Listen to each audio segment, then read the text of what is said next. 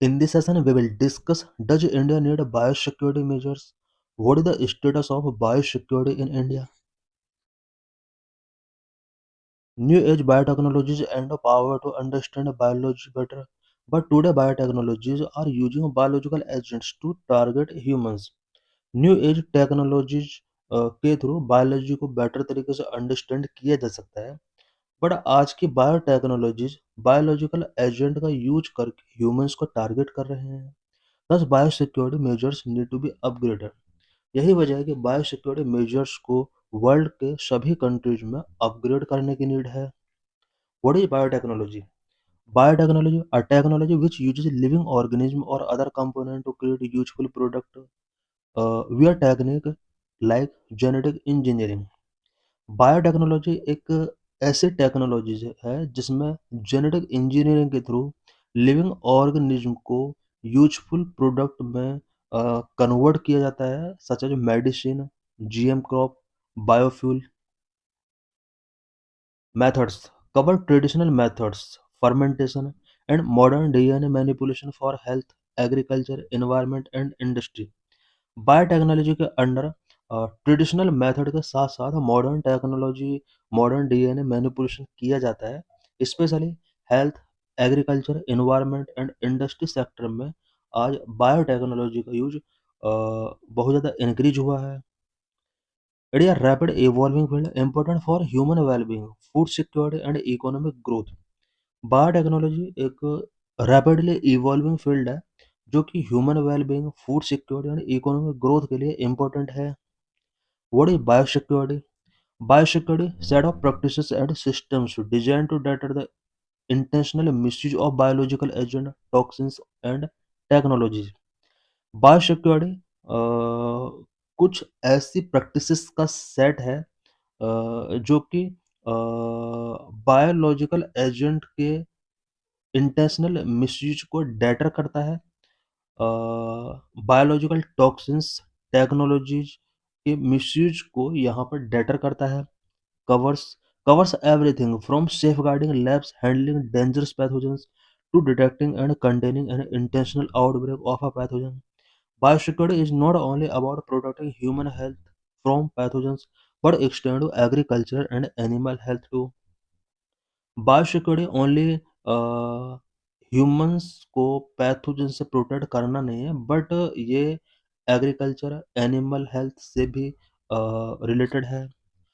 Why does India need biosecurity? India को biosecurity का need क्यों है? Number one, India geography and ecology make it vulnerable to cross border bio risk. India की geography and ecology India को bio risk के लिए vulnerable बनाती है। Number two, India dependence on agriculture and large population make the threat more dangerous. Because India का ज़्यादातर agriculture पर dependency है एंड इंडिया का वर्ल्ड में लार्जेस्ट पॉपुलेशन है। यही वजह है कि इंडिया के लिए बायोसिक्योरिटी बहुत ही इम्पोर्टेंट है। Number three, misusing by non-state actors. While India has not had any explicitly known biosecurity attack, there have been reports of the alleged preparation of the toxin rinsing for potential use in a terror attack. ऐसा expert किया गया है कि terror attack में भी toxin rinsing का use यहाँ पर किया जा सकता है। स्पेशली ये कास्टोर ऑयल के थ्रू ड्राइव किया जाता है। Non-state actors may use biological tools, reinforcing the urgency of robust biosecurity. Non-state actors biological tools का यूज कर सकते हैं। यही वजह है कि बायोसिक्योरिटी को हमें रोबस्ट करना होगा। Number four, rapid speed of biotechnologies have endowed human control over biology, increasing the chances of malicious actors experimenting with bioweapons development. How biosecurity is insured in India? India में biosecurity किस तरह से ensure किया जाता है?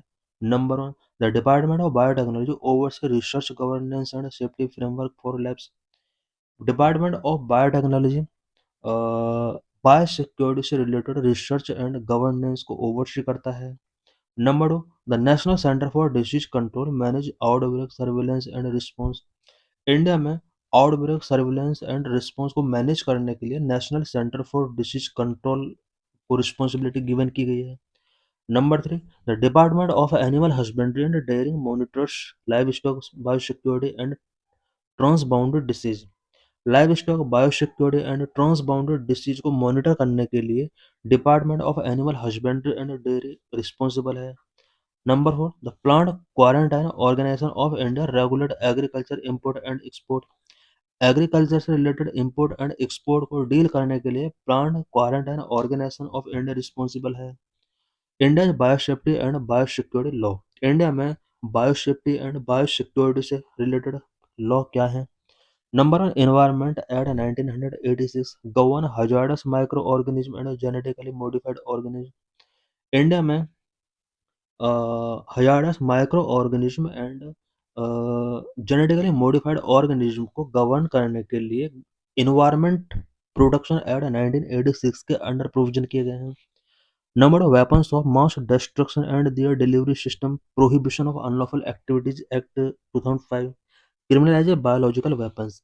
Biological weapons को इस act के अंडर क्रिमिनलाइज किया गया है। Number 3, rules and guidelines. India has also developed biosafety rules 1989 and specific guidelines were released in 2017 for the purposes of recombinant DNA research and biocontaminant. The National Disaster Management Authority has the detailed guidelines on the management of biological disasters. Number 4, member of Biological Weapons Conservation and Australia Group. India is also part of the international platform that emphasizes biosecurity, such as the Biological Weapons Convention and Australia Group. Number 5, India has multiple agencies engaged in biorisk reduction, lab regulation, public health surveillance, agriculture production, and a unified national biosecurity framework is still evolving. Biological Weapons Convention 1975। Biological weapons convention 1975 में conduct किया गया था।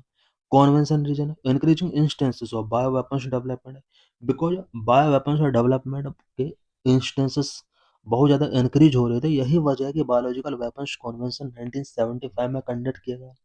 First international treaty biological weapon convention, ये first international treaty था related to bio weapons objective, prohibited the use and development of biological weapons of mass destruction। Mass destruction से related biological weapons के use and development को prohibit करना biological weapons convention 1975 का main objective था। For signatories to destroy existing stock piles.